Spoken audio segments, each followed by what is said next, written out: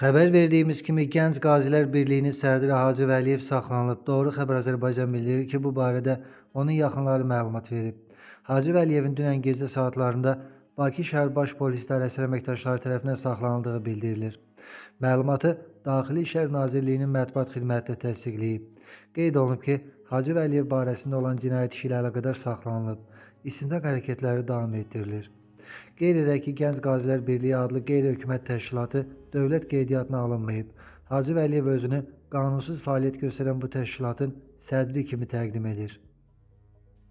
Son dəqiqə əldə etdiyimiz məlumata görə Hacı Vəliyev Cinayət Məcəlləsinin 221-ci xuliqanlıq maddəsi üzrə ittiham olunur. Xətai rayon məhkəməsinin qərarı ilə Hacı Vəliyev barəsində 22 günlük həbs qəti imkan tədbiri seçilib.